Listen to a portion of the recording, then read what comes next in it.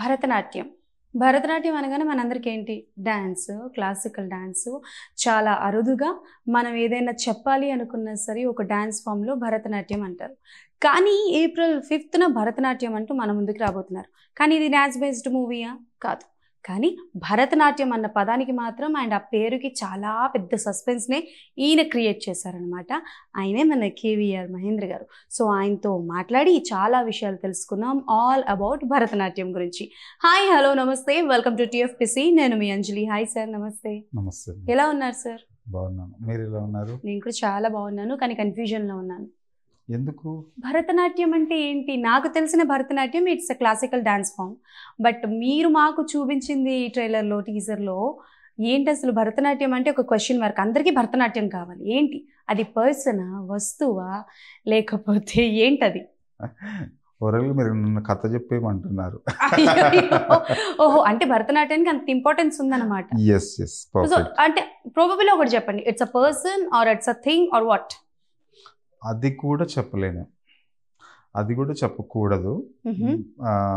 But Bharatanatyam అనేది చాలా important role play చేస్తుంది ఈ సినిమాలో. ఓకే.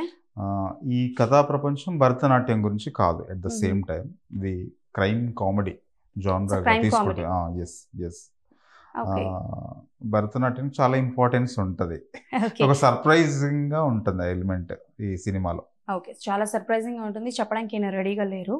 Okay done. ఎక్కువ ల్యాక్ చేయకుండా సార్, వన్ క్వశ్చన్. అంటే టు బి వెరీ ఫ్రాంక్, ఈ మధ్యకాలంలో మనం కాంట్రవర్సీస్కి వెళ్ళాలన్నా, మనం తీస్తున్న సినిమాలను ఆపాలన్నా పెద్దగా పాయింట్స్లో ఏం వెతకాల్సిన అవసరం లేదు. ప్రతి చిన్న పాయింట్ మన వాళ్ళు వెతుకుతూనే ఉంటారు. So I just want to ask one question. Bharatanatyam అనేది వెరీ సెన్సిటివ్ పేరు. సో ఆ పేరుని యూజ్ చేసుకొని మీరు క్రైమ్ కామెడీతో రాబోతున్నారు.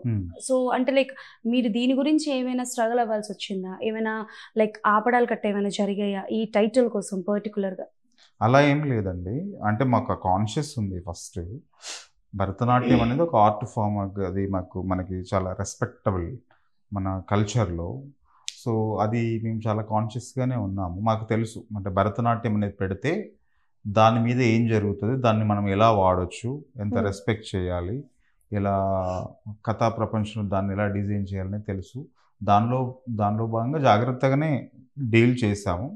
దానికి ఉండే రెస్పెక్ట్ దానికి ఉంటుంది. భరతనాట్యం ఆ రంగంలో ఉన్న వాళ్ళకు కూడా ఏం హర్ట్ చేయదు, ఏ ఇబ్బంది ఉండదు, ఏముండదు. సో చాలా జాగ్రత్తలు చేసాం. తర్వాత అంత ఈజీగా కూడా వెళ్ళలేము కదా. ఇప్పుడు సెన్సార్ అనే బారియర్ ఉంటుంది. వాటన్నిటిలోంచి బయటికి వచ్చి మనం ప్రేక్షకుల ముందుకి చూపించాలి కదా. ఇవన్నీ పక్కన పెడితే కూడా ప్రేక్షకులకు కూడా ఒక రెస్పెక్ట్ ఉంటుంది కదా. వాళ్ళని కూడా మనము వేరుగా చూడలేం కదా, వాళ్ళ మనోభావాల్ని. మనోభావాలు దెబ్బతీయకుండా మనోభావాల విషయంలో మేము జాగ్రత్తగానే ఉన్నాము. ఏ ఇబ్బంది లేదు. అంటే ఫిలిం మేకర్స్గా మా రెస్పాన్సిబిలిటీ ఏదైతే ఉంటుందో దాన్ని మేము ఎక్కడ హద్దు మీరలేదు. Okay sir. అంటే టు బి వెరీ ఫ్రాంక్గా చెప్పాలంటే స్టార్ కాస్ట్ కూడా చాలా గట్టిగానే ఉంది. అట్లా మెయిన్ లీడ్ క్యారెక్టర్స్ని కాస్త పక్కన పెట్టి, సో హర్ష గారు కావచ్చు, కృష్ణ గారు కావచ్చు, మన కృష్ణుడు గారు కావచ్చు, ఇలా చాలా మంది ఉన్నారు. సో అంటే లైక్ ఎలా చూస్ చేసుకున్నారు అండ్ ఈ కథ ఎలా స్టార్ట్ అయ్యింది? ఏదైనా situation but or it's completely fictional? ఇవన్నీ క్యారెక్టర్స్. ఇది ఒక ఫిక్షనల్ వరల్డే. ఈ క్యారెక్టర్స్ చాలా అద్భుతమైన క్యారెక్టర్స్ ఉంటాయి. ఇప్పుడు అజయ్ ఘోష్ గారు, తర్వాత హర్షవర్ధన్ గారు, వైవార్ష గారు, వీళ్ళందరినీ మీరు తీసుకుంటే కనుక వాళ్ళు చాలా సీనియర్ యాక్టర్స్, సక్సెస్ఫుల్ యాక్టర్స్. వాళ్ళ గత సినిమాల్లో మనం హర్షవర్ధన్ గారు మనకు బ్రెయిన్లోకి రాగానే ఆయన క్యారెక్టర్స్ తాలూకు అన్నీ మనకు గుర్తొచ్చేసి మనకు ఒకలాగా కనబడతారు. ఆయన ఇలాంటి క్యారెక్టర్స్ చేస్తారు అని. అట్లనే అజయ్ ఘోష్ గారు, వైవార్ష గారు, ఇలా మనకి వాళ్ళు ఒక లేయర్ కనబడుతుంది, ఒక సింగిల్ కలర్లో కనబడతారు వీళ్ళంతా వాళ్ళు గతంలో చేసిన క్యారెక్టర్స్ వల్ల. కానీ మేము దాన్ని బ్రేక్ చేసాం. ఈ సినిమాలో వాళ్ళు ఇదివరకు చేసిన క్యారెక్టర్స్ లాగా ఉండవు, ఇందులో వేరేగా ఉంటుంది, చాలా ఫ్రెష్గా ఉంటుంది. అది బాగా వర్కౌట్ అయింది. అంటే ముందు నుంచి మేము అలా చేయాలని అనుకొని చేసాము. చాలా బాగా వర్కౌట్ అయ్యి ఫ్రెష్గా ఉంటుంది అన్నమాట. ఓకే, నేను ట్రైలర్లో ఒక సీన్ చూసాను. నేను కరెక్ట్గా చూసానో లేదో అన్నది క్లారిటీ ఇవ్వండి. ఒక సీన్లో హర్ష గారు న్యూడ్గా నించుంటారు కదా, సమ్ పీకే పోస్టర్ టైప్లో. yes, yes, కదా? yes. Is that true? అది ఉంది కదా? ఉంది ఉంది ఏంటి దాని వెనక పీకే అంటే లైక్ మనకి అమీర్ ఖాన్ గారిది పీకే ఏమైనా తీసుకున్నారా దాని బట్టి? అంటే ఇప్పుడు క్యారెక్టర్ వైజ్ వైవహర్ష గారి క్యారెక్టర్ వైజ్ తీసుకుంటే కనుక అతను ఎక్కడో మారుమూల ఆంధ్ర ప్రాంతంలోని మారుమూల పల్లెల్లో నుంచి హైదరాబాద్కి హీరో అయి సినిమా ఇండస్ట్రీని ఏలాలని వచ్చిన వ్యక్తి ఆయన క్యారెక్టర్ అది. సో అందులో భాగంగా ఆయన జీవితంలో ఇక్కడికి వచ్చిన తర్వాత ఏం జరిగింది, ఏమేం చేశాడు, మొత్తం ఈ కథా ప్రపంచాన్ని ఎలా డిస్టర్బ్ చేశాడు అనేది ఒక టెరిఫిక్గా ఉంటుంది అనమాట.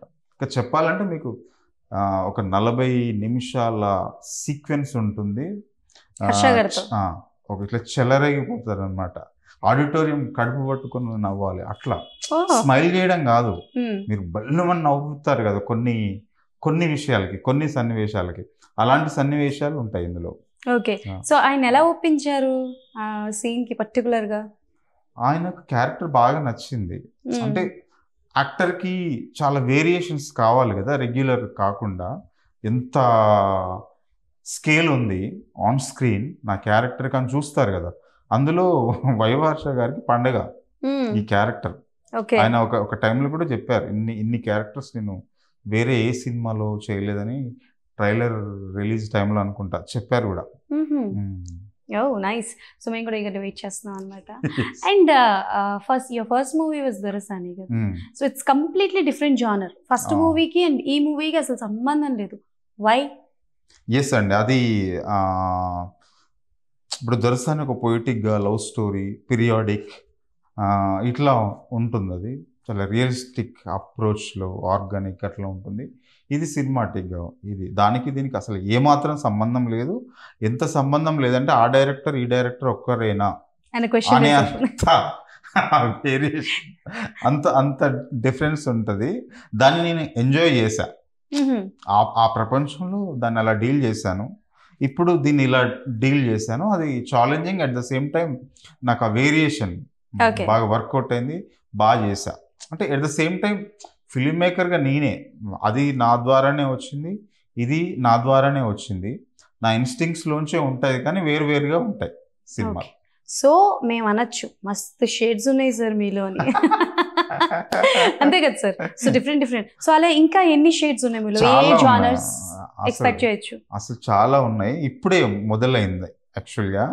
చాలా ఉన్నాయి, ఇంకా ఫ్యూచర్లో రాబోతాయి. నాకు ఇష్టం క్రైమ్ కామెడీ, క్రైమ్ డ్రామాలు ఇష్టం. ఫ్యూచర్లో క్రైమ్ డ్రామాలు చేస్తాను. ఓ సూపర్. సార్ ఎందుకు గ్యాప్ ఎందుకు వచ్చింది సార్? అంటే గ్యాప్ వచ్చింది, తీసుకోలేదు. గ్యాప్ వచ్చింది, తీసుకోలే. ఓకే. మధ్యలో కరోనా వచ్చింది, 2 సంవత్సరాలు మింగేసింది.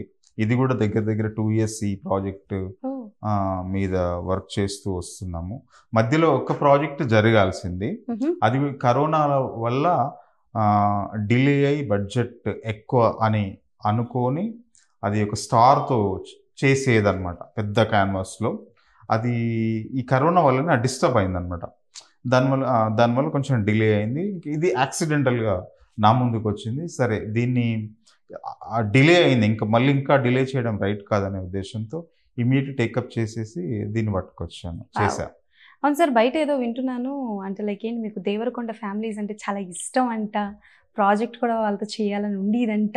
ఏంటి ఆ అంటాల వెనకాతల ఎంత నిజం ఉందంట? అయ్యో అది ఇప్పుడు చేస్తాము. ఇప్పుడు దొరసాని టైంలో ప్రీ రిలీజ్ ఫంక్షన్కి వచ్చిన విజయ్ దేవరకొండ గారు కూడా మహేంద్ర ఏదో కథ చేస్తున్నాడు, నాకు వినిపిస్తాడంట, నేను చేస్తాను అని ఆయనే అన్నారు కదా. సో అది ప్రాపర్గా, అంటే ఏది జరిగినా అది సబ్జెక్ట్ రిలేటెడే, స్టోరీ పాయింటే అందరినీ కలుపుతుంది. ఒక సినిమా ఎలా అవుతుందండి, ఒక స్టోరీ ప్రాపర్గా ఉంటే ఇంక అన్నీ సెట్ అయిపోతాయి కదా. ఆ టైంలో అది ఇంకా ఫుల్ ఫ్లెడ్జ్డ్గా ఎదగలేదు, ఇంకా జరగలేదు. దానివల్ల డిలే అయింది. ఫ్యూచర్లో చేస్తా. డెఫినెట్లీ. సో ఇప్పటి వరకు విజయ్ దేవరకొండ గారిని ఎవరెవరైతే చూపించాలనుకున్నారో ఎక్కడో ఒక దగ్గర ఫ్యాన్స్ కి కొంచెం డిసప్పాయింట్మెంట్ అన్నది ఇచ్చారు. సో మీరు ఒకవేళ విజయ్ దేవరకొండ గారిని చూపిస్తే ఎలా చూపించాలనుకుంటారు? నేను చాలా మాస్ గా చూపిస్తాను. మాస్ అంటే తనకు ఒక ఆరా ఉంటుంది, కొంతమందికే ఉంటుంది, అది విజయ్ ఆయనకు ఉంటుంది. కొన్ని అంటే ఇప్పటి వరకు తను చేయలేదు ఆ కైండ్ ఆఫ్ కథా ప్రపంచం, ఆ కైండ్ ఆఫ్ క్యారెక్టర్ నా బ్రెయిన్లో కనబడుతుంది. తనని అలా బాగా చెప్పొచ్చు, ఇదివరకు చేయలేదు తను, అలా చెప్పొచ్చు. ఇప్పటి వరకు ఆయన చేసిన సినిమాల్లో ఏ క్యారెక్టర్ చూసి మీరు అరే ఇది విజయ్ కాదే, విజయ్కి సెట్ అవ్వదే అని అనుకున్నారు? లైగర్. లైగర్ అందులో అంటే నత్తి అనేది నేను చూడలేకపోయాను అలా. Okay, so Liger was not for the Vijay Deverakonda garu అని మీరు అనుకున్నారు. నైస్. సో మీకు మంచి అంటే లైక్ దొరసాని మూవీతో మంచి అప్లాజ్ వచ్చింది మీకు, అంటే లైక్ ఇండస్ట్రీలో కావచ్చు మంచి జానరా బాగా చూపించారు అని చెప్పి. సో ఇప్పుడు భరతనాట్యం అనేది కూడా ఒక యూనిక్ కాన్సెప్ట్ అని అంటున్నారు మీరు. So why don't you go with మతలబ్ ఆల్రెడీ ఎస్టాబ్లిష్డ్ అయిన వాళ్ళతో, why you go with Surya గారు? ఈ ఫిలిం అంటే సూర్య త్రూ వచ్చింది ఇది. సూర్యని తీసేస్తే సినిమా ఉండదు. సూర్య నుంచే వచ్చింది ఇది. అంతా అటు నుంచి సెటప్ అయి నా దగ్గరికి వస్తే నేను మధ్యలో జాయిన్ అయినట్టు లెక్క ఈ ప్రాజెక్ట్ కి. సో మీరు అడిగారా మీ దగ్గరకు వచ్చినప్పుడు వై మీ అని అడిగారా ఆయన్ని?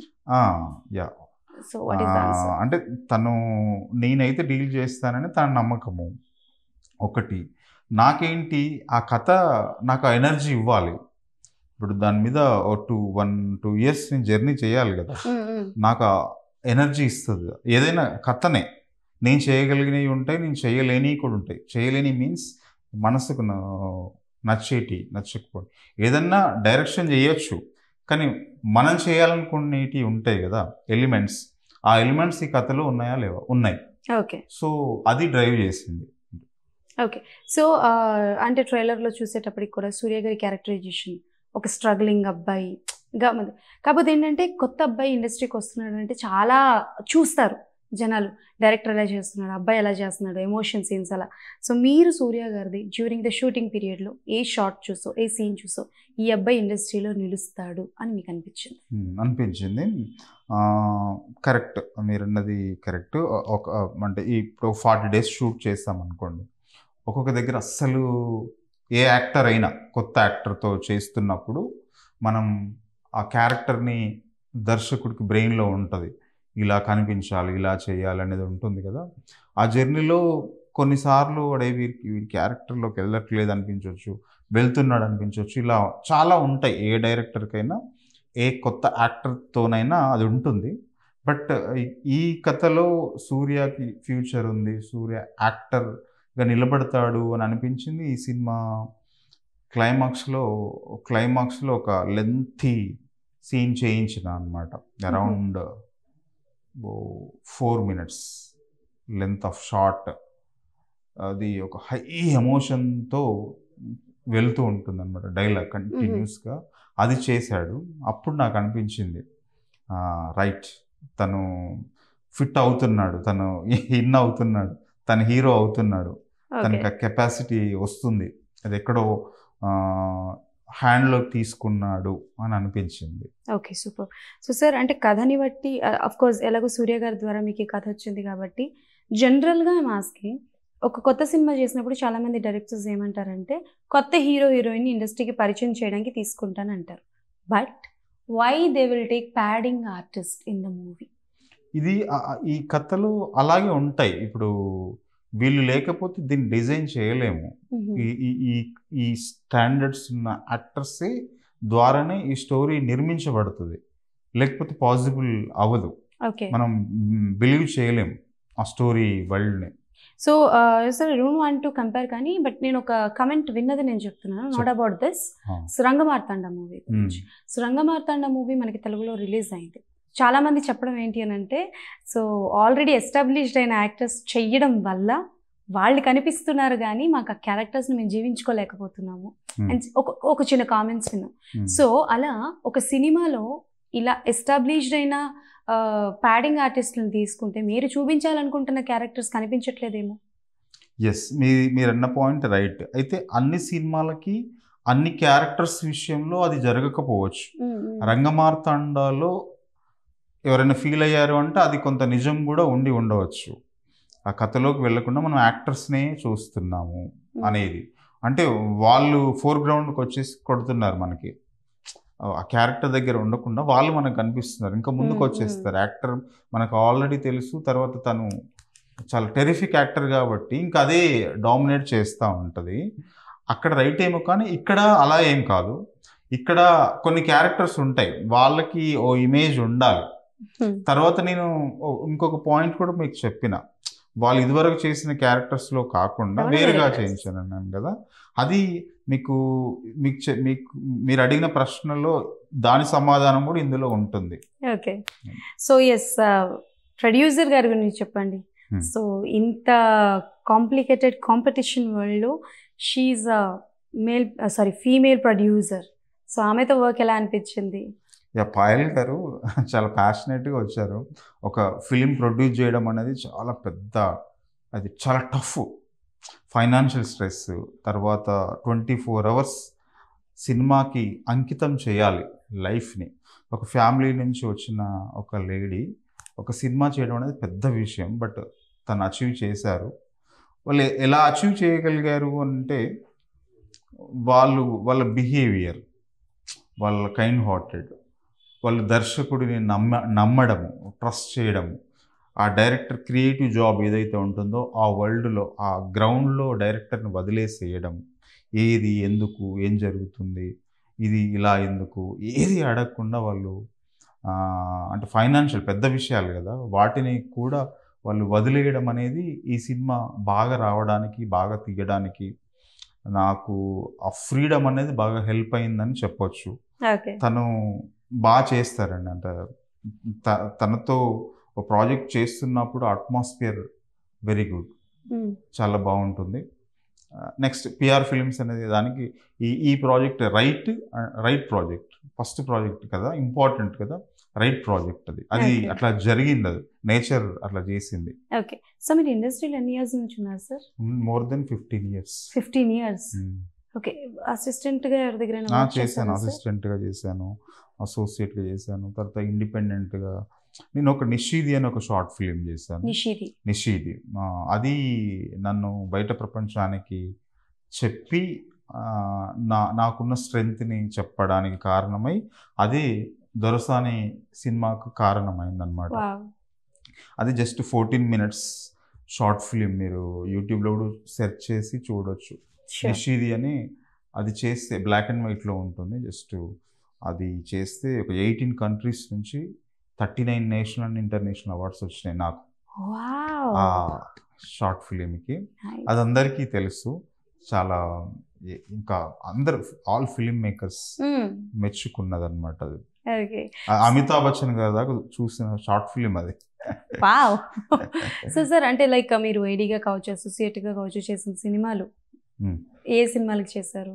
నేను డి చేశాను, కొంత పార్ట్ చేశాను, మధ్యలో వదిలేయాల్సి వచ్చింది, మా మదర్ చనిపోయారు అప్పుడు. ఇంకా బట్ ఇండిపెండెంట్గా నేను చేసినవి ఎక్కువ.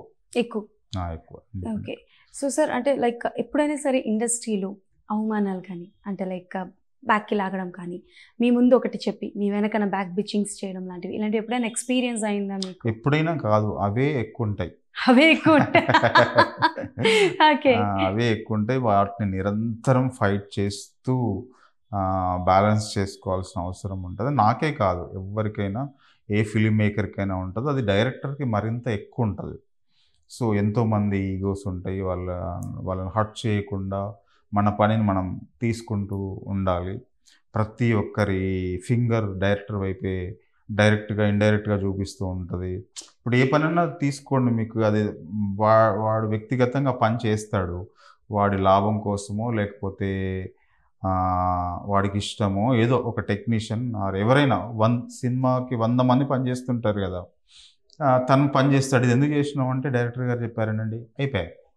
నేను చెప్పినకపోవచ్చు, చెప్పారండి అంటే అయిపోతుంది కదా, తను ఎస్కేప్ అవుతాడు. బట్ అవతల వాళ్ళు నమ్మితే ఓహో ఇది చెప్పాడా, ఇట్లా ప్రతిదీ ఎన్నో ఉంటాయన్నమాట. ఇవన్నిటినీ మనం మనం అడ్డుకుంటూ దాంట్లో నుంచి క్రియేటివ్ జాబ్ కదా, దాంట్లో నుంచి అనుకున్న అవుట్పుట్ తీయడం అనేది పెద్ద fight true inside. And even though ఆ సిచ్యువేషన్స్ లో ఆ క్రియేటివిటీ బయటికి రావాలి అని అంటే చాలా కష్టం. సో అంటే లైక్ మీ అప్కమింగ్ ప్రాజెక్ట్స్ అంటే లైక్ భరతనాట్యం తర్వాత యువర్ ఓన్ ప్రాజెక్ట్స్ ఏమైనా ఉంటే లైక్ ఎవరికైనా వినిపించడం జరిగిందా, దాంట్లో ఏమైనా మార్పులు చేయమన్నారా? అంటే స్టోరీస్ అయితే ఇప్పుడు రెడీగా ఉన్నాయి. ఇదివరకు కొంచెం డిలే అయింది కానీ ఇప్పుడు రెడీగా ఉన్నాయి. ఇప్పుడు ఇది అయిపోగానే వెంటనే ఏదో ఒకటి అయితే ఉంటుంది. క్రైమ్ వరల్డ్స్ అవి కూడా క్రైమ్ డ్రామాలు. Okay, crime dramas. ఎందుకు సార్ క్రైమ్ మీద పడ్డారు? ఏమో నాకు అలా అనిపిస్తుంది ఈ టైంలో. సొసైటీలో క్రైమ్ ఎక్కువైపోయిందనా? ఇప్పుడు అంటే ఫిలిం మేకర్ కూడా ఒక్కొక్క టైంలో ఒక్కొక్క మూడ్ ఉంటుంది ఏజ్లో వెళ్తూ ఉంటే. ఇప్పుడు మీరు ఒక ఏజ్ గ్రూప్లో ఉన్నప్పుడు మీకు థాట్స్ కొన్ని ఒక రకమైన థాట్స్ ఉంటాయి. ఒక 5 years తర్వాత కూడా ఇలా ఉండవు మీ థాట్స్, వేరుగా ఉంటాయి. నాకు దొరసాని టైంలో లవ్ స్టోరీ, ఆ థాట్స్ అన్నీ లవ్, దాన్ని అందులో మొత్తం నా బ్రెయిన్ అంతా అందులో విస్తరించి ప్రేమ సాగరంలో ఉన్నాను. తర్వాత ఇప్పుడు ఇది క్రైమ్ కామెడీ ఇలా ఉన్నాను. తర్వాత మారుతుంది క్రైమ్ డ్రామా, అది కొన్ని సంవత్సరాలు. ఓకే, క్రైమ్ కామెడీ కొన్ని సంవత్సరాలు ఉంటాయి. ఇది crime comedy, crime drama next crime drama. ఆ తర్వాత థ్రిల్లర్ ఏదైనా ఉండొచ్చు. ఏదైనా మొత్తానికి క్రైమ్ అయితే కామన్ ఉంటుంది. ఓకే, సో సార్ అంటే ఈ క్రైమ్ అప్కమింగ్ ప్రాజెక్ట్స్ కూడా కొత్త వాళ్ళతో వెళ్దాం అనుకుంటున్నారా? ఎస్టాబ్లిష్ కోసం ఏమైనా రెడీగా ఉంచారా? ఎస్టాబ్లిష్ వాళ్ళకి సూటబుల్ అయ్యే స్క్రిప్ట్స్ ఉన్నాయి. అది ఎవరితో జరుగుతుందో తెలియదు కానీ ఎస్టాబ్లిష్ అయిన వాళ్ళతోనే ఉండొచ్చు. సో కొత్త వాళ్ళతో you don't want to go? అట్లనేం లేదు. ఇప్పుడు ఇంకొకటి కూడా ఉంటుంది, మనం ఒకటి డిజైన్ చేసుకుంటాము, అదే జరగాలని లేదు, అంతకంటే బెస్ట్ ఇంకొకలాగా జరగచ్చు. మనం యాక్సెప్ట్ చేస్తూ వెళ్ళాలి. ఎందుకు యాక్సెప్ట్ చేస్తూ వెళ్ళాలంటే నేను ప్రొడ్యూసర్ని కాదు కదా, నేను హీరోని కాదు కదా, ఇంకొక హీరో రావాలి, ఇంకొక ఇన్వెస్ట్ చేసే ప్రొడ్యూసర్ రావాలి. సో ఆల్ డిపెండ్స్, అది ఎలా కంపోజ్ అయితే అలా చేసుకుంటూ నేను అనుకున్నది చేసుకుంటూ వెళ్ళడం. ఆల్ ఇన్ వన్ నేను కాదు కదా. సో భరతనాట్యం అన్నది ఓవరాల్గా అంటే లైక్ ఆ సస్పెన్స్ని మీరు ఎప్పుడు రివీల్ చేస్తారు? ఈ ఇంటర్వ్యూలో రివీల్ చేస్తారా? Just April 5th. అంటే ఇప్పుడేం సార్ April 5 వరకు ఇక్కడ కూర్చోమంటారా? నన్ను ఇంటర్వ్యూ చేస్తామంటారా? సో అసలు అంటే లైక్ ఫస్ట్ మీకు ఎక్స్ప్లెయిన్ చేసినప్పుడు ఈ కథ అంటే మీరు ఎలాగో కథలో హీరో గారి తర్వాత వచ్చారు కదా, సో మీకు ఎక్స్ప్లెయిన్ చేసినప్పుడు మీ రియాక్షన్ ఏంటి? బాగుంది అనిపించింది. అంటే కొన్ని వినగానే అనిపించేస్తాయి మనకి, ఇది సినిమా అయిపోతుంది అని మనం చూసేస్తాం. కొన్ని ఆ వింట బాగానే ఉంటుంది అంటాం, ఇవి అయ్యేటియా పోయేటియా అని అనిపిస్తుంటుంది. నాకు అనిపించింది అనమాట, ఇది సినిమా అవుతుంది అనిపించింది వినగానే. సో విమెన్ ఎంపవర్మెంట్ మీద ఏదైనా సినిమా తీయాలనుకుంటున్నారా? తెలియదు, చేస్తానేమో, బట్ నాకు చాలా రెస్పెక్ట్ ఉంటుంది ఉమెన్ అంటే. వాళ్ళ గురించి ఎక్కువ చెప్పాలని ఉంటుంది. ఇంకా నేను ఎక్కువ ఆ స్పేస్ నేను చేసిన 2 సినిమాలే కాబట్టి ఇంకా దొరకలేదు. బట్ ఇప్పుడు దొరసాన్లో ఉంటుంది మీకు ఆ క్యారెక్టర్, ఆమె చుట్టూరా తిరుగుతుంటుంది కదా, ఆమె ఇన్సైడ్ కూడా బాగా చెప్పడానికి ప్రయత్నం చేశాను నేను. ఫ్యూచర్లో కూడా ఉంటుంది. ఉమెన్ చాలా స్ట్రెంగ్త్ ఉంటుంది మేల్ కంటే, మెంటలీ చాలా స్ట్రెంగ్త్ ఉంటుంది. వాళ్ళకి ఎక్కువ డీల్ చేయగలుగుతారు. అది నాకు బాగా తెలుసు. మా మదర్ నాకు తెలుస్తుంటుంది అనమాట. మదర్ ఎంత శక్తివంతురాలని మానసికంగా ఆ ప్రభావం ఉంటుంది కదా. బట్ నేను చెప్తాను ఫ్యూచర్లో బాగా చెప్తాను, బాగా చెప్పాలి. అది నా రెస్పాన్సిబిలిటీగా కూడా ఫీల్ అవుతాను నేను. సో రీసెంట్ టైంలో రిలీజ్ అయిన సినిమాస్లో మీకు ది బెస్ట్ అనిపించింది ఏంటి? ఇది ఇంకొంచెం బాగా చేస్తే బాగుంది అని అనిపించిన సినిమా ఏంటి? ఇది సడన్ క్వశ్చన్. యాక్చువల్లీ తెలుగు సినిమాలో తెలుగు సినిమాలు కానీ రీసెంట్గా పార్కింగ్ అని ఒక సినిమా చూశాను. అంత చిన్న పాయింట్ మీద అంత ఒక సినిమాను ఎంత బాగా డీల్ చేశారు. హ్యాట్స్ ఆఫ్ అనిపించింది నాకు ఆ సినిమా చూసినప్పుడు. That's true. It's a very common point, parking అన్న పాయింట్. చూసారా మీరు? యా చూసాను. అదంటే లైక్ ఇది కూడా ఒక ప్రాబ్లమ్ ఏనా అని ఫస్ట్ అనిపిస్తుంది, but it will become a big problem. అంటే ఒక చిన్న షార్ట్ ఫిల్మ్ చేసి లాంటి ఐడియాని వాళ్ళు సినిమాగా 2 hours చాలా బాగా ఎంగేజ్ చేస్తారు. సో ఇఫ్ మీకు అవకాశం వస్తే ఏదైనా సినిమాని తెలుగులో రీమేక్ చేస్తారా సార్? ఎనీ లాంగ్వేజ్లో ఉన్న సినిమా? చేయొచ్చు. అది సినిమా చూసినప్పుడు మనకు అనిపించాలి. ఇది అది అని ఏముండదు మేడం. అట్లేముండదు. నాకైతే ఏదైనా నేను చేయగలుగుతా. నేను ఎంజాయ్ చేస్తానా లేదా? నా మనసుకి అది హత్తుకుందా లేదా? సినిమా అనేది పెద్ద విషయం. మన జీవితంలోంచి ఓ 2 సంవత్సరాలు మినిమం తీసుకుంటుంది. ఆ 2 సంవత్సరాలు మనకు బ్రీతింగ్ అందుతదా? మధ్యలోనే పోతదా? అది ఇస్తదా ఆ బ్రీతింగ్? అనేది ఒకటే పాయింట్. ఓకే. సో బయోపిక్స్ మీద ఒపీనియన్ ఏంటి సార్? చేయాల నాకు చేయడం ఇష్టం. ఇష్టం. ఎవరి బయోపిక్ చూపించాలనుకుంటున్నారు? నాకు ఒకసారి ర్యాండమ్‌గా అనిపించింది ఒకసారి కొన్ని రోజుల క్రితం. గద్దర్ గారిది భలే లైఫ్ కదా! భలే లైఫ్ కదా గద్దర్ గారిది. ఆయన నా కళ్ళ ముందే నా చిన్నప్పుడు బాల్యంలో వరంగల్‌లో కొన్ని లక్షల మంది హోల్డ్ చేశాడు ఆయన. ఒక వాయిస్ కోసం కొన్ని లక్షల మంది ఇట్లా ఏమంటారు గ్రౌండ్‌లో ఒక ఊపాడనమాట ఆయన. ఓకే. అంటే ఒక లక్షల మందిని కదిలించే మనిషి ఆయన. సో ఆయన అంత శక్తివంతుడు అనమాట ఆయన. సో గొప్ప కళాకారుడు కూడా కదా. అంటే రిమైనింగ్ వేరే విషయాలు మనం వాటి గురించి మాట్లాడట్లేదు కానీ గొప్ప కళాకారుడు. ఆయన గొంతెత్తితే 1,00,000 మంది అటువైపు చూస్తారు. ఆయన నిలబెట్టగలుగుతాడు. అలాంటి వ్యక్తి బయోపిక్ భలే ఉంటుందేమో అని అనిపించింది. వావ్! సో నేను ఇంకా అనుకున్నాను క్రైమ్ థ్రిల్లర్స్, క్రైమ్ కామెడీని ఇష్టపడే అతను ఎలాంటి బయోపిక్ చెప్తారు అని చెప్పేసి. ఇది సింక్ అయిందా అవ్వలేదా? అయింది సార్, నిజంగానే అయింది. And one fine last question sir. Recent గా రిలీజ్ అయిన సినిమాలు చూసారా? ఈ వీక్ లో రిలీజ్ అయింది. చూడలేదు. ఓకే. సో రజాకర్ గురించి విన్నారా? రజాకర్ గురించి విన్నాను. What is your opinion trailer చూసిన తర్వాత? చాలా అంటే నేను అంత ఊహించలేదు. బాగా చేశారు. ఫిలిం మేకింగ్ రిలేటెడ్ మాట్లాడుతున్నా నేను అంత ఊహించలేదు. కానీ నేను టీజర్ ట్రైలర్ రిలీజ్ అయ్యేంత షాక్ అయ్యా. ఇంత గొప్ప స్కేల్లో ఈ సినిమాని తీస్తున్నారా అని అనిపించింది. తర్వాత సినిమాకు చాలా చాలా బాగుందని చాలామంది చెప్పారు. రివ్యూస్ కూడా బాగా వచ్చినాయి. నేను వెయిట్ చేస్తున్నా చూడడానికి. డెఫినెట్లీ వెళ్ళి చూడండి సార్. మీరు చూసారా? సేమ్ క్వశ్చన్ నేను మీకు వేస్తున్నాను. ఆ సినిమా పైన మీ ఒపీనియన్ ఏంటి? నా ఒపీనియన్ పర్సనల్ గా Razakar was a completely super movie sir. అంటే ఈ జనరేషన్ లో అప్పుడు ఏం జరిగిందో ఎవరికి తెలియదు.